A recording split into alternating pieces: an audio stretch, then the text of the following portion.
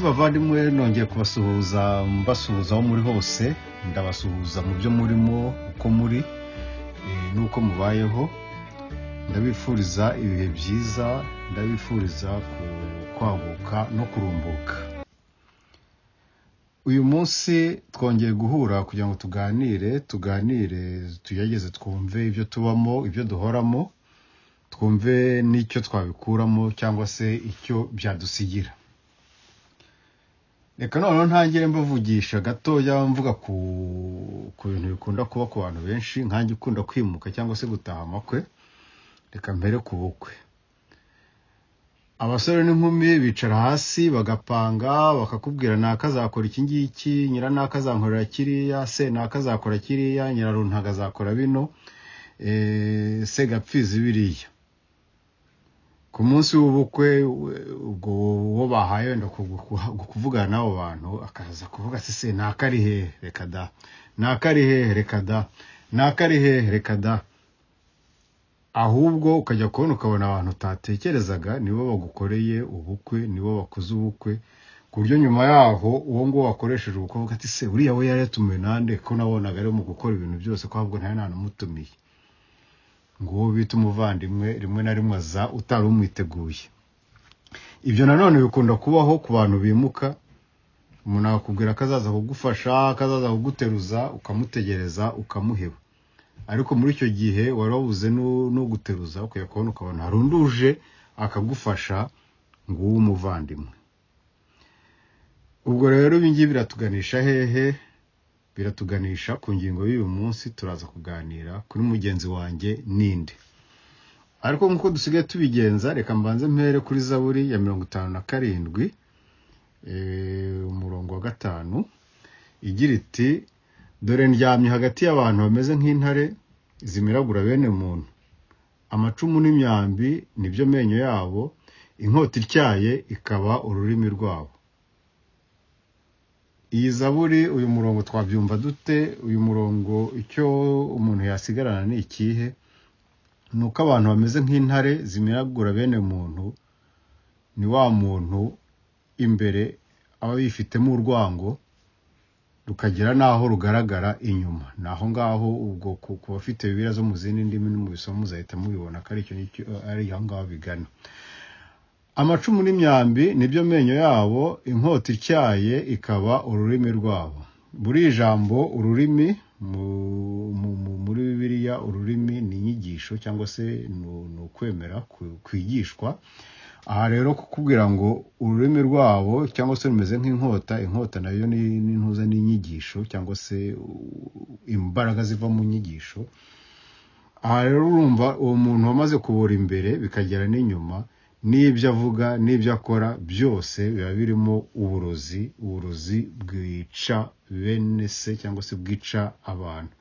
Uyu rero ntiwakwirwa umubaza ngo mugenzi wawe ninde, kuko muri ubwo burozi bwe, muri uko kuba ruharwa muri we imbere, nta kintu yakubwira kiraba mugenzi we cyiza uretse kukubeshya. Mugenzi wanjye ninde? Ubwo abenshi murahita musubiza muti mugenzi wanjye ni mwene data turirimbana muri korari cyangwa se mu rusengero.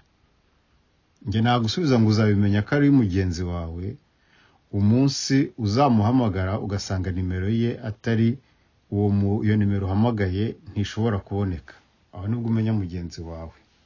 Ndashaka kuvuga iyo uri mu kibazo nibwo umenya mugenzi wawe. Undi arambwira ati umuturanyi wanjye.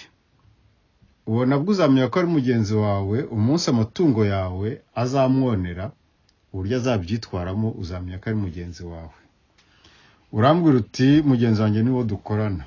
Aho nawe uzabimenya ko ari mugenzi wawe umunsi bazashaka kugabanya abakozi kubera ko aho mukora akazi kagabanyutse cyangwa se bitagenda neza, bakavuga ko bazagabanya aho mukorana. Ubwo uzabona uburyo muzatangira kuregana no kugenda murebana y'ingwe.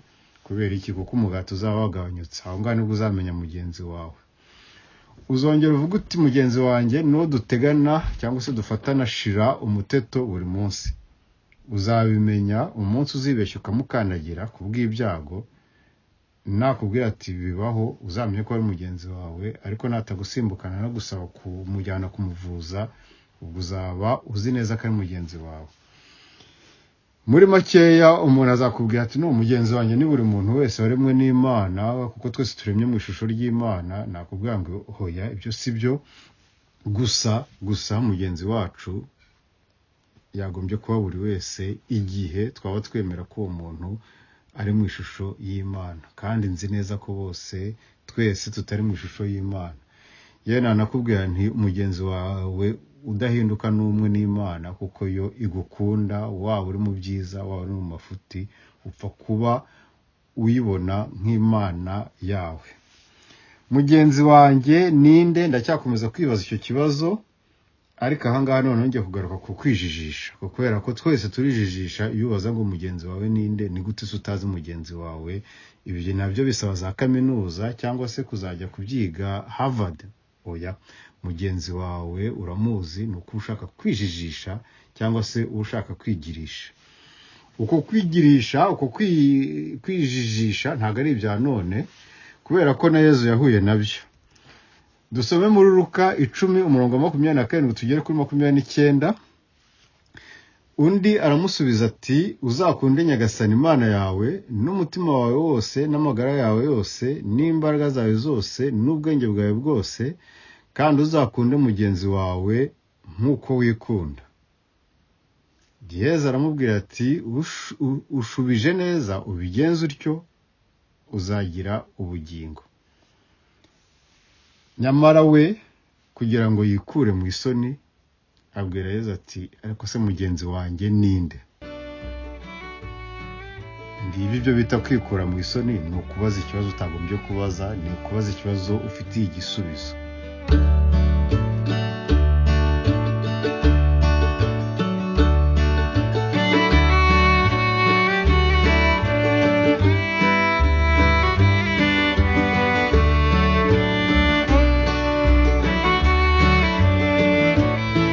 Harya uyu munsi twebwe ntabwo tujya twikura mu isoni twibajishwa ubusa cyangwa se twitoratoza dukora ibibi kubera ko twishyiramo ko tutazi mugenzi wacu, cyangwa se tutazi ko mugenzi wacu ababara nkatwe, ko mugenzi wacu yishima nkatwe. Mugenzi wanjye ninde? Mugenzi wanjye uzamumenya wikubise hasi, cyangwa se uzamenya abagukunda n'abakwanga umunsi uzaba utari mu buzima bushimishije. Aha rero Yezu arakomeza kuri 3:4, ni naho nshaka gutindaho gatoya, avuga ku nkuru, kuko ahangaha hise akomeza atanga urugero ashaka gusubiza kiriya kibazo. Avuga ku nkuru y'umutambyi umuntu wakubiswe n'amabandi akamunoza akamuta ku muhanda, akaza guhita umutambyi akihitira ati singiye kwiyanduza, cyangwa se akareba hirya. Haza guhita umurevi, ni ukuvuga ngo umuhanga mu migenzo n'ibindi byose by'amakiriziya, nawe arihitira. Noneho haza kuza umusamaritani w'impuhwe, niko bamwita, aramwegera, ubwo ni 34, aramwegera apfuka ibikomere bye, amaze kubyomoza amavuta na divayi arigendera. Ndagarukira hariya. Nidusoma Izayi 1:6 turongera dusange muri ya jambo rivuga ngo kuva mu bworo bw'ikirenge kugera ku mutwe nta hakiri hazima, ahubwo ni ingumasa, ibisebe, ibikomere bivirirana, bitarakandwa, bitarapfukwa cyangwa ngo byogeshwe amavuta. Sinshaka gutinda kuri cya kibazo cya mugenzi wanjye kuko nabaye nk'ukirangiza, ahubwo ndashaka kugaruka kuri ibi bisebe bivugwa, kubiva ku birenge bikagera ku mutwe. Nkongera nkavuga kuri uriya muntu wari wakubiswe, ari mu biro wose ari ibisebe, kugira ngo mvuge ku ijambo amavuta. Uyu musamaritani yamumennyeho amavuta na divayi ku bisebe. Naho hano Izayi arongera, hari Izayi 1:6 aratubwira ngo ibyo bisebe ntibyigeze byogeshwa amavuta. Aha ndibutsa abantu ko Imana itareba titre kugira ngo ikumenye, nta nubwo ireba uwo uriwe kugira ngo ikumenye, ahubwo ikurebera mu bikorwa cyangwa mu bitekerezo yawe. aha rero uriya muntu uzi uriya umutambyi ni umuntu uhagarariye icyiza, yaraje yica amaso arigendera. Abatambyi nk'abo uyu munsi ntabo mwaba mubazi, ndifuza ko mwamenya bakeya, ariko ndumva uyu munsi aho abo batambyi bameze gutyo bari bagombye kwisubiraho. Abalevi bameze gutyo bareba umuntu bakihitira ngo kugira ngo batiyanduza batica imihango yabo, ntaho mubazi. Uyu munsi itorero ry'Imana cyangwa kiliziya z'uyu munsi twicaye mu mihango, ubundi ibintu bikagenda neza kubera ko twarangije imihango. Icyo nshaka kuvuga rero kuri aya mavuta nicyo nshaka kugarukaho, ndavuga utuntu tubiri. Icya mbere yo kuvuga ku mavuta, ndavuga mbabwira nti turekeraho kwijijisha, kuko byose byanditse mu mitima yacu. Ibyanditse mu mitima yacu ni ibihe? Nibyo tugomba gukora, nibyo tugomba kwirinda.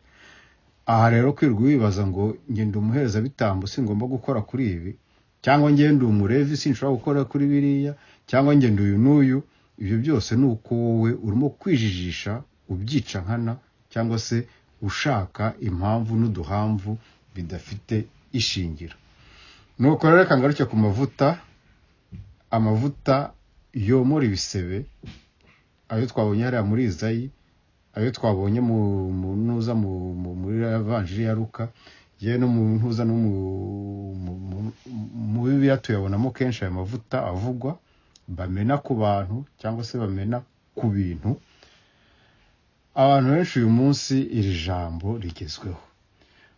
Abantu bari baratangiye kumbwira ngo muri iyi minsi ufite amavuta, ariko kubera ko icyo gihe nari ntaramenya no gukurikirana ibi ngibi, sinumva icyo bambwiye. None ubwo nyuma yaho nabaza bakambwira ati nyine urabona umaze iminsi uduha amasengesho meza, umaze iminsi uduha inyigisho nziza. Mbese nanone abandi bakubwira bati ubu ngubu ndi mu mavuta. Mbese umenye gute kuri mu mavuta? Ubwo tubyihorere, ubwo wenda buri wese arabimenya. Ahubwo se tumenya kandi ari mu mavuta dute ko tutari Imana? Ibyo nabyo wenda bafite uburyo abantu babipima. Ariko icyo nshaka kubabwira, amavuta avugwa hano, avugwa muri Bibiliya, ntahahure n'ibyo abantu basigaye birirwa baririmba cyangwa se bamamaza. Amavuta ashushanya ibikorwa by'urukundo. Ibikorwa by'urukundo nibyo byomora ibisebe n'ibikomere, nibyo bikiza abantu. Imana cyangwa Yezu yadukirishije iki? Ntabwo ari amavuta yandi yadukirishije urukundo. Ni ukuvuga ngo ayo mavuta avuga muri Bibiliya, dukizwa n'urukundo, ntabwo dukizwa n'akanwa keza cyangwa se no kumenya kuvuga bitomoye cyangwa se kwikunkumura ngo ndi mu mavuta. Twitondere kandi amagambo dukoresha, ibintu bigarutseho, kuko uyu munsi abantu basigaye bavuga amavuta, abantu tukagira ngo ni ukumenya kuvuga neza cyangwa se gusohora igipindi. Uko dukoresha amagambo nabi niko abana bacu bazaza nabo bakajya bavuga ngo amavuta, kandi amavuta asobanura urukundo, ntabwo amavuta asobanura kumenya kuvuga neza cyangwa se kuba mu mwuka. Oya, amavuta ni ibikorwa by'urukundo.